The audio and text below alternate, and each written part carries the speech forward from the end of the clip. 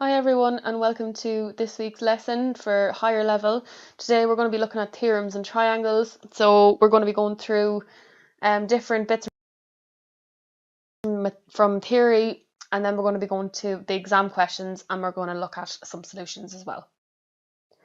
So the first thing there is the angles in a triangle. So we know already that the sum of three angles in a triangle is 180 degrees. That's really, really important that we remember that.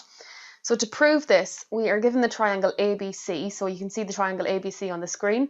And what we do is we construct a line through A parallel to BC. So this line here is going through A and it's also parallel to BC. So we know that two parallel lines will never meet. So that's the idea.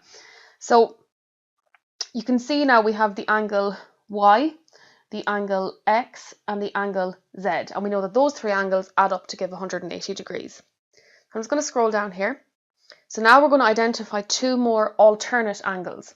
So we can identify two more alternate angles. You can see the angle X here and the angle Z here, and also we have the angle Y that was in the middle. Now we know that that is a straight angle, so it's a straight angle.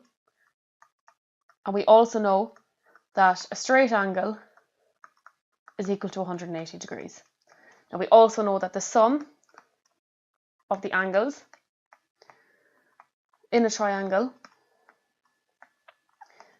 is 180 degrees. So just keep those two things in mind. So since x, y, and z make up a straight angle, we have x plus y plus z is equal to 180 degrees. So this angle here, x, is the same as this angle here, x. And this angle here, z, is the same angle as this z here because they're alternate angles. Okay, so the first example here, given the triangle below, find the angle BCA. So you always look for the letter in the middle, which is C. So BCA is this angle here we're looking for. Now, we know that the sum of the angles in a triangle equals 180 degrees. So if we were to add all of the angles together, it would be 40 degrees plus 80 degrees plus the angle BCA. That would give us 180 degrees. So we can work out what that missing angle is. 40 plus 80 is 120 degrees. So 120 degrees plus the angle BCA would give us 180 degrees. So to get the angle BCA, we bring the 120 over. So it's going to be 180 degrees minus 120 degrees. Do that on the calculator, you get 60 degrees, which is the answer that they got below here. Okay, so we're going to another example now. Given the triangle below, what is the measure of the side BC? So let's have a look. It's this side they're looking at here, the side BC. Now we know that the side BA is 5. So is there anything else that we can figure out here? Well, we know that the sum of angles in a triangle is equal to 180 degrees. So the angle 70 degrees plus the angle 40 degrees plus this angle here, which we'll call the angle C, would give 180 degrees. So let's try and get what the angle C is. So 70 plus 40 is 110 degrees, plus the angle C gives us 180 degrees. The angle C then is going to be 180 degrees, take away 110 degrees. Therefore, we're left with the angle C being 70 degrees. So this angle here is also 70 degrees. Now, because this angle and this angle are the same, that would indicate that this triangle is an isosceles triangle. And the reason is because both angles are 70 degrees. So if both angles are 70 degrees, then this side, AB, is going to be the same as BC, which means this is going to be 5 as well. So let's just read, since this triangle has two equal angles, it is an isosceles triangle.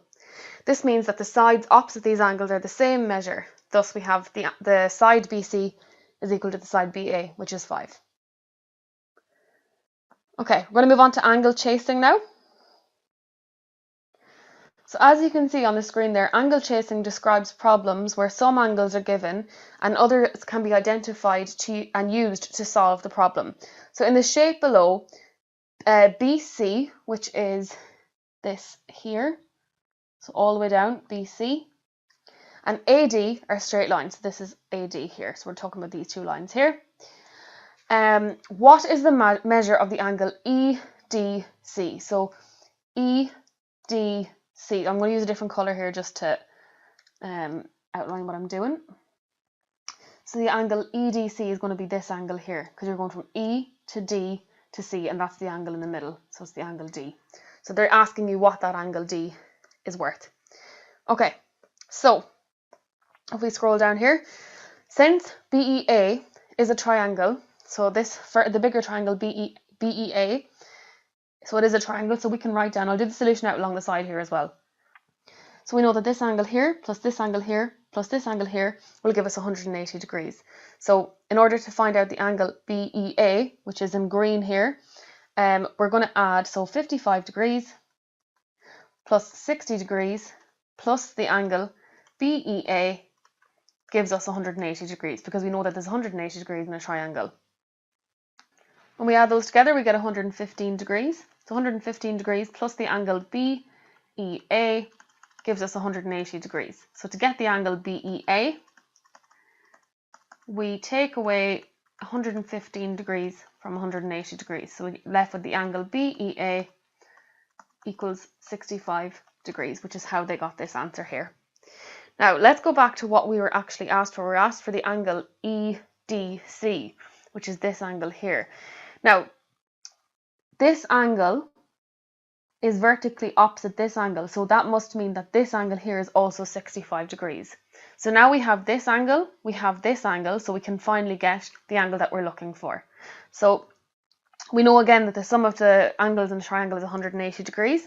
So we can write down that 65 degrees, I'm talking about this angle here now, plus 30 degrees, plus the angle EDC is equal to 180 degrees. So we add 65 and 30 and you get 95 degrees. So 95 degrees plus the angle EDC is equal to 180 degrees. So the angle EDC is going to be 180 degrees minus 95 degrees. When you put that into the calculator, you will get, so 180 minus 95 is 85 degrees. And that's where this answer is coming from here. So that's angle chasing. It's where you have to find out other angles to solve the problem. Okay, so we're going to go on to another example now. So suppose ABCD is a square and E is a point on the inside of ABCD. So we can see the point E here. Given that the angle ABE, so ABE, which is this one here, is equal to the angle EAB, which is this angle here, so they're both 60 degrees, what is the angle ECD, which is this in green here? We have to figure out what this angle is here. So we'll scroll down to the solution here. So the angle ABE, so I'm just going to trace over the angle ABE, sorry, the triangle ABE, should I say. It's an equilateral triangle because they're all 60 degrees. So that must mean that this angle here is also 60. It has to be, it's an equilateral triangle. So this means that AB, the side AB, is equal to the side BE, since all of its sides has the same length. So that's really important as well. So AB is equal to BE because all sides also have the same length due to it being an equilateral triangle. We also know that the side AB is equal to the side BC. Now, this is because ABCD is a square. So what they're saying here, I'm going to use a different colour. So they're saying that the side AB, which is here, is equal to the side BC, which is here. And the reason that they're saying that is because ABCD is a square. So since the triangle BEC, so let's have a look at what they're talking about, BEC, so that's this triangle here. So this triangle here has two equal sides, it must be an isosceles triangle. So they're saying here the top right of the square is a right angle. So they're saying that this here, this full angle is a right angle. So in order to get this bit here, a right angle is 90 degrees. So 90 degrees, take away this part here, which is 60, will give us the remaining part, which is 30 degrees. So that's where they're getting the answer. The angle EBC is equal to 30. Okay, so I'm going to move on now. So since BEC is an isosceles, it has two equal angles. Let's call them x as follows. So you can see here that they've labelled this x. So let's just remember as well that we got this angle to be 30 degrees because of the right angle. Okay, so since BEC is a triangle, we can write down that x plus 30 is equal to 180 degrees. So x plus 30 is equal to 180 degrees. So this angle plus this angle plus this angle is equal to 180 degrees. So I'm going to do it out along the side as well, just so we know what we're doing here. So x plus 30 is equal to 180 degrees. Now we know that these two angles are the same because it's an isosceles. So we can add x and we get 2x plus 30 is equal to 180 degrees. So 2x is equal to 180 degrees minus 30. So 2x is equal to 150 degrees. So x is equal to 75 degrees. So each of those are 75 degrees. Finally, in the bottom right corner of the square, which is this part here we're looking for, and again I'll just use a different colour here, so it's this part we're looking for here. So we know that this is a square, so this full angle here is going to be 90 degrees, and we know that the x part of it is 75 degrees. So if we take 75 degrees from 90 degrees, we get the bit that's in between, and that's 15 degrees. So the angle ECD, which is the bit that's highlighted in orange, is 15 degrees. I think that's the end of the question. It is. So we're on to congruent triangles now. So you'll see this coming up in the paper. So congruency and also similar triangles. Okay, so the triangle ABC, as you can see on the screen here, so the triangle ABC is congruent to the triangle XYZ, which is this triangle here, if the corresponding sides have equal length and the corresponding angles have equal measure. Okay, so these are the three properties. These are really, really important. So you have SSS, which stand for side, side, side, SAS, side, angle, side, and ASA, angle, side, angle. So let's look at the SSS property first. If we fix the three side lengths of a triangle, then the three angles are determined. This means that two triangles that have the same side lengths have the same angles. The SAS property.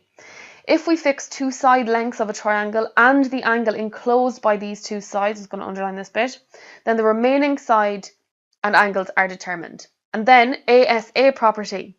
If we fix any two angles of a triangle and one side length, then the remaining angle and sides are determined. So you have SSS, which is side, side, side. You have SAS, which is side, angle, side. And then ASA, which is angle, side, angle. Okay, similar triangles we're moving on to next. So two triangles are called similar if they have the same angles.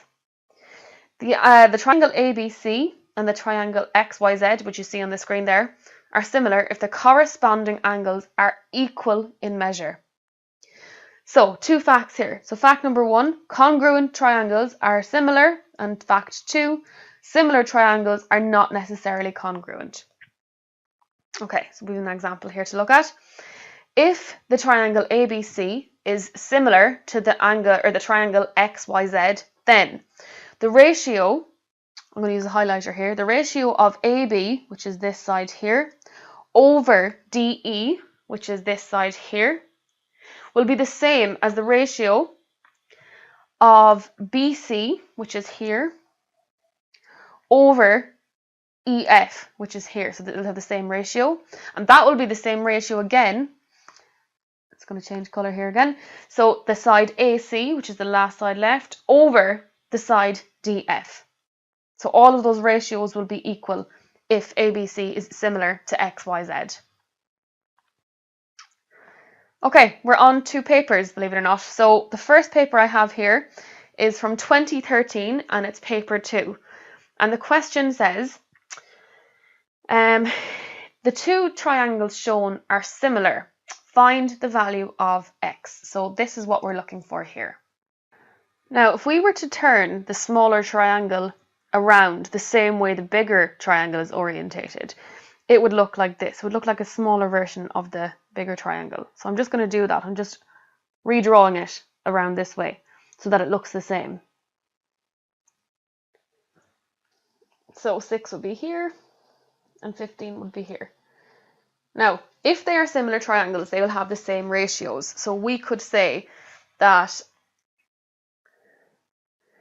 this side here over this side here equals this side here over this side here. So we can write that into an equation now. We can write down x over 6 is equal to 25 over 15. And if we do it that way, we can find out what x is. So I'm going to cross multiply here. So 16x is equal to, sorry, I just realized I've made a mistake there. That should be 15. Just fix it there. Sorry now. That should be 15. So when we cross multiply, it'll be 15x is equal to, so 25 by 6 is 150. So x is going to be 150 divided by 15, and that's going to be 10. So x equals 10. I think that's the full question from that paper. It is. So we'll go to the next one now. So the next one I have here is 2014, question 9, paper 2.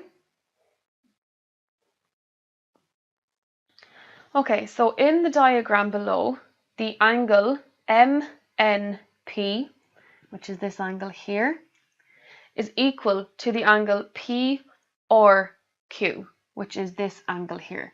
So the two angles in blue are equal to each other. So what they're asking us then is prove that the triangle MNP and the triangle QRP are similar. So I'd start by writing down what we know. So we know that the angle MNP is equal to the angle, that should be the angle, sorry, is equal to the angle PRQ. And we'd write down that that's given to us. Now, if we look at another angle here, I'm going to use a different colour. So if we look at the angle NMP, so NMP is going to be this angle here. That is going to be the same as the angle QPR. So QPR,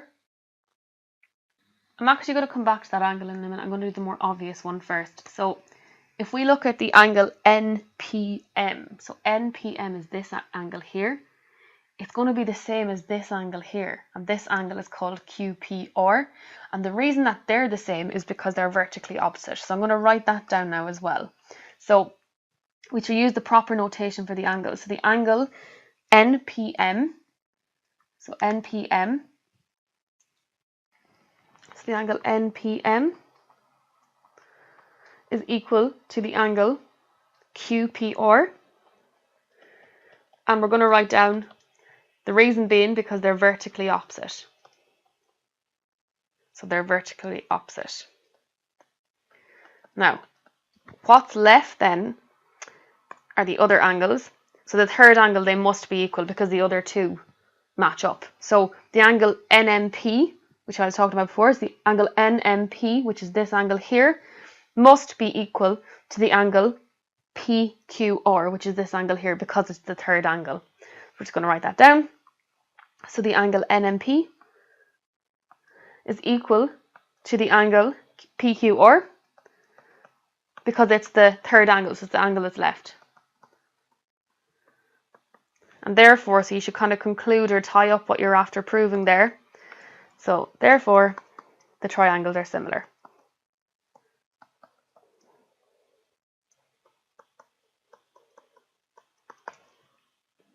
So the next question then, it's asking us, is NM parallel to QR? So they're asking us, is NM, which is this here, is it parallel to QR, which is this line here? And it's asking us to give a reason for our answer. So the answer is yes. Now, the reason that they are parallel is because the alternate angles are equal. So if you can pick any of the alternate angles there. So I'm going to go for the angle NMP. NMP, which is this angle here. So the angle NMP is equal to the angle PRQ. So So P or Q is this one here. And the reason is that the alternate angles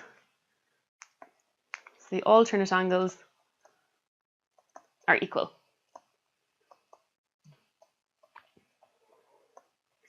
Okay, so the last part of this question, they're giving us actual figures. They're telling us that MN is 6. So I'm going to fill this in. So MN is 6. So that's going to be this here. They're telling us that NP is 4. So NP is 4. So that's this here. They're telling us QP is 9. So QP is 9. So that's this here.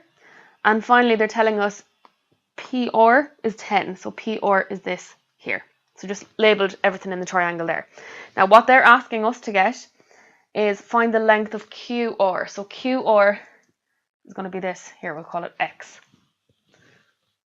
Okay, so I'm going to do the solution up here just so we can see what we're doing. So we need to find out what QR is. So again, we're doing the ratio. So QR, if they're similar triangles, so QR over 6. So you can see it there. So QR over NM, so QR over 6 would be the same ratio as 10 over 4. So 10 over 4 would be RP over NP. So you're using the similar triangle ratios. So we can cross multiply again. So we're going to cross multiply here. So it's going to be 4 QR is equal to 10 by 6, which is 60. So QR is going to be 60 divided by 4. So therefore QR is 15. So I'm just going to scroll down and just write down that it's 15. Finally, you're being asked for QM. So the length of QM. So let's see what we're being asked for here. So QM is this full length here. I'm going to use the highlighter. So QM, this full length they're looking for. Now remember, we're just after figuring out that this length here is 15. So we're being asked for the length of QM. So again, we're going to use the similar triangle ratios. So I'm going to do, so PM, so the length of PM over 9 would be the same as saying, so PM is here, so this here over 9, which is this, would be the same as saying, we'll go for the easy one, so 4 here over 10, which is this side, so 4 over 10. Now just to say as well, if we find out what PM is, we can just add it to 9 and we'll get the full length of QM then. So again, we're going to cross multiply. So it's going to be 10 PM is equal to 9 by 4, which is 36. So PM is going to be 36 divided by 10. So the length of PM is equal to 3.6. Now, that's what PM is. We need to add it to this here, which is 9. So I'm going to scroll down here and just do the calculation. So PM is equal to 3.6. So we're going to add 9 plus 3.6, and that will give us 12.6. So therefore, the length of QM equals 12.6. Okay, I think I have one more question here to do on 2015 paper 2. So it's kind of the similar question again. Okay, so the diagram shows the triangle ABC. DE is parallel to BC. So these two lines here are parallel to each other, and that is notated by these signs here. See the arrows? That means that they're parallel. The sizes of some of the angles are shown. Okay, so this angle here is 70 degrees, this angle here is 3x, and this angle here is 2x. Okay, so they're asking us to find the value of x first of all. Now, the first thing is when you've got parallel lines, so if we look at the diagram here, this angle is going to be the same as this angle here, which means this angle is 70 degrees, and that's because they're parallel. So we know that there are 180 degrees in total in a triangle. So if we added up all of I'm just going to redraw the triangle AED here. So AED, we know that this is 3x, we know that this is 2x, and we know that this is 70. If we added all of those angles up together, we would get 180 degrees. So that's what we're going to do. So 2x plus 3x plus 70 is equal to 180 degrees. So 2x plus 3x is 5x is equal to, so I'm going to bring the 70 over, so it's going to be 180 minus 70. So 5x is equal to 110 degrees. So x is 110 divided by 5. So x then, put that straight into your calculator, you'll get 22 degrees. That's the answer to the first one. Okay, so given that AE is 100, so this is 100 here, and AC is 130, so AC is 130, so full length here. So I'm just going to draw over it. This full length is 130. DE is 74, so DE is 74, so this here is 74. Find the value of BC, so it's this length here we're looking for. Okay, so we're going to use similar triangle ratios here again. So if we said that the side BC, which is this side here, over 130, which is this full length here, so if we said BC over 130, that would give us the same ratio as 74 over 100, which is this, 100. Okay, so I'm going to write that out in a calculation. So BC over 130 would give us the same ratio as 74 over 100. Now we can cross multiply here. So it's going to be BC, so it's 100 BC, from cross multiplying, is equal to, so you multiply 74 by 130, and you get 9,620. So BC is 9,620 divided by 100. And again, you can put that straight into the calculator. So BC is going to be 96.2. So just remember with these ratios, so what we were doing there, we were saying, so I've highlighted in green, BC over the full length of AC, which is 130, that would give the same ratio as ED, which is 74, over AE, which is 100, because they're similar. And then when you do it, the calculation, you get 96.2. So that's it for this week. I'm going to attach some extra links and video tutorials that I recommend that you follow. There are some extra exam questions on the website as well, which I'd recommend that you have a look at. So have a good week, and I will speak to you next week.